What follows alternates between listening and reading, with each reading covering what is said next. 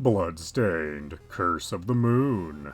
Released May of 2018. Available on all modern platforms. Retailing for $9.99. Bloodstained, Curse of the Moon is a retro companion piece to Bloodstained, Ritual of the Night, and its style and gameplay is very much taken from the 8-bit Castlevania games. If playing in retro mode, you have pretty harsh knockback that will knock you into pits, and regardless of mode, you will be unable to jump on the stairs, or change the direction of your jump mid-air, because there are 2 difficulty modes to choose from. A retro style with limited lives and knockback, trying very hard to feel like a classic NES game, and the more forgiving, casual style. Here you have infinite lives, and there is no knockback when you're hit. Which mode you choose doesn't affect the story. Speaking of story, there are actually 3 separate stories in this game, but they all use the same levels.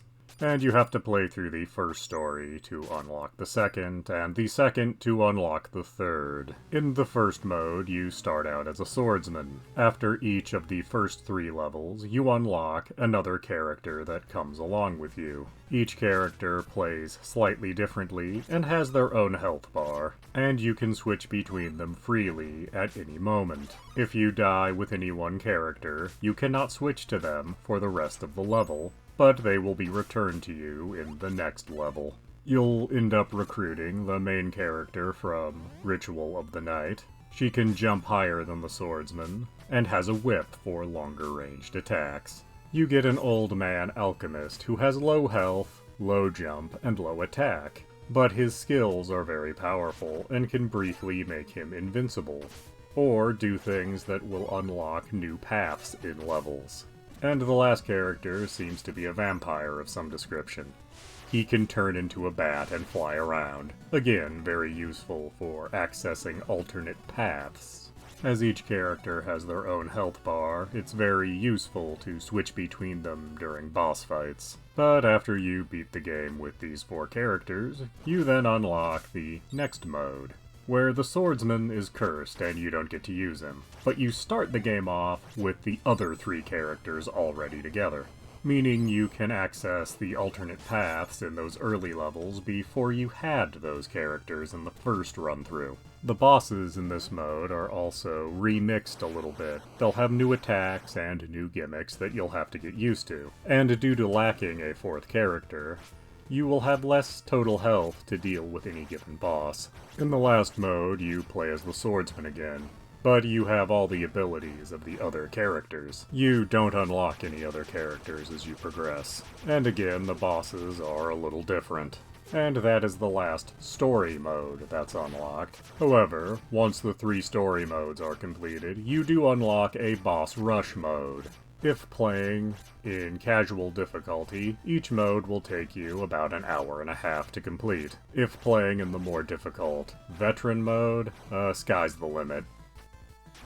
So is Bloodstained, Curse of the Moon, worth your time and money? Well, at a price tag of only $10, I'm inclined to say yes. If going entirely in casual mode is your thing, you'll get 5 hours of entertainment out of this. And many times more than that if you go for the more difficult veteran mode. This is a game trying very hard to bring forth the nostalgia people might have for the classic Castlevania games on the 8-bit NES. So if you're a fan of those, but would like something new to play, Bloodstained, Curse of the Moon is right up your alley. In addition, if you played Bloodstained, Ritual of the Night, this game is an excellent companion piece to that, and will flesh in a few story details. And while you do go through the same group of levels 3 separate times, each level does have multiple branching paths, meaning that no 2 playthroughs of the same level need to be exactly the same. And if you're interested in seeing everything each level has to offer, you can go back and play them at any time once you have beaten them. So at its price of $10, I absolutely do recommend Bloodstained, Curse of the Moon. Please do subscribe, comment, like, and tell your friends.